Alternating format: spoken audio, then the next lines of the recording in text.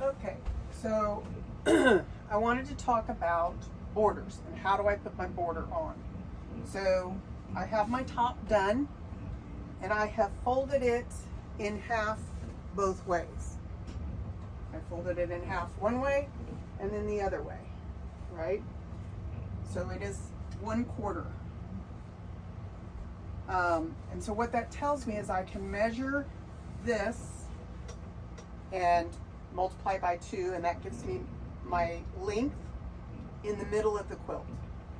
And then I can measure this side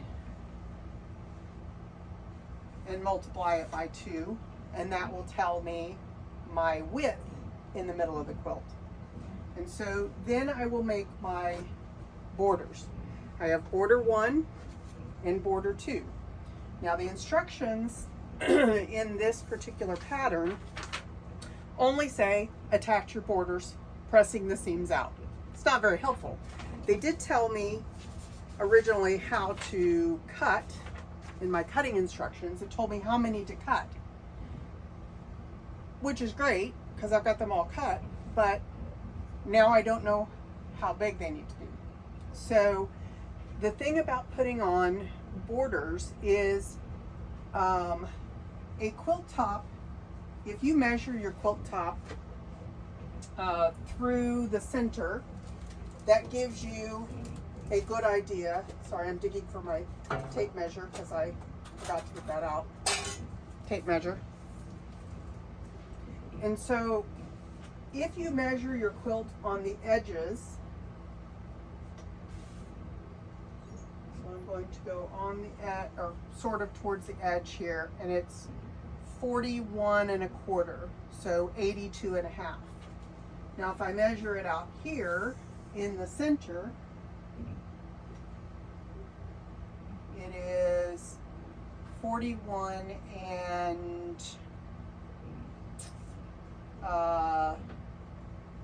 3/8, give or take. So it's slightly different, right?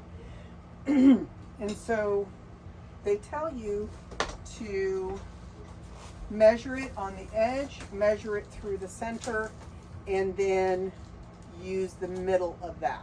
So let's say it's 81 on the edge and 82 in the center.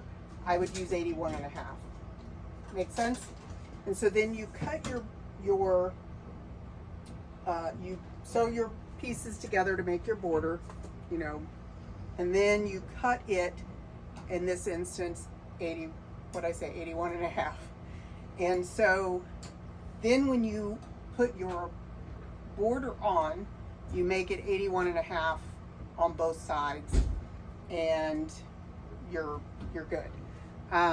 Because if you make it, let's say this measured 82 and this measured 81, that's a whole inch, right? And if you put an 82-inch border on a side that's 81, you've got a full inch you're trying to work in there.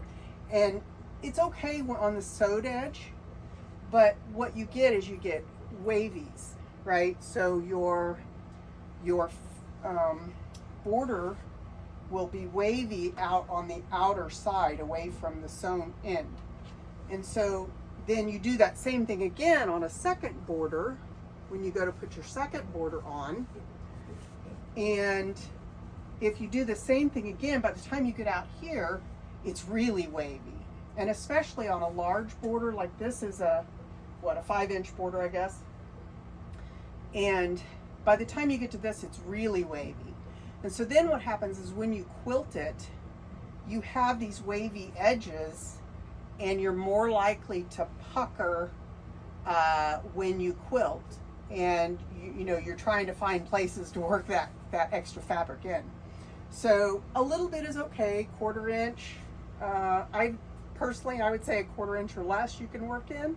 That's okay. Anything more than that, it's too much, and you'll end up with really wavy borders. And if you send your quilt out to a long arm quilter and you have wavy borders, they don't like you very much. They'll be very nice to you and they'll do a great job, but quietly they're not happy with you. So Anyway, I just wanted to tell you about that. I am getting ready to put the borders on this, and once I've got that done, I will. Oh, and remember, same thing when you're putting the border on. I mentioned this in the little video I did about you know, joining along the seams and pinning.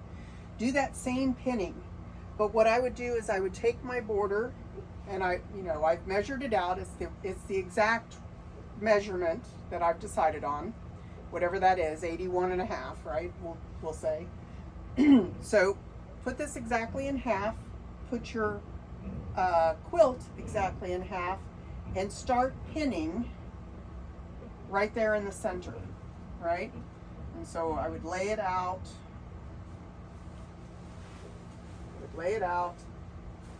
and I would start in the center, wherever my center is, and I would pin this way, and then I would do wider pins, like every, 4 or 5 inches, 6 inches, something like that, and pin it down until I get to the end. And when I get to the end, I'm going to make sure that my end meets up, right? And then come back and pin in between.